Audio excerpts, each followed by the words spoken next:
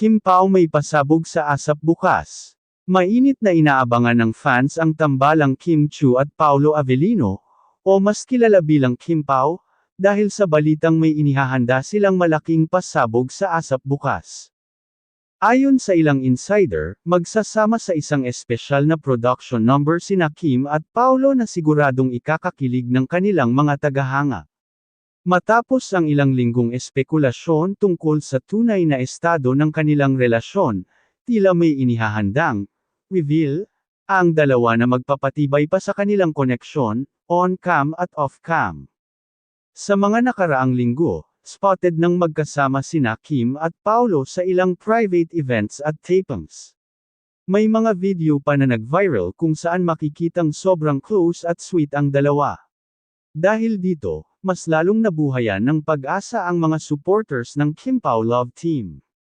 Dagdag pa sa excitement, nag-post si Kim ng teaser photo mula sa ASAP rehearsals kung saan may cryptic caption siyang, "Bukas, may sorpresa kami ni," habang si Paolo naman ay nag-share ng behind-the-scenes video na may pa-heart emoji.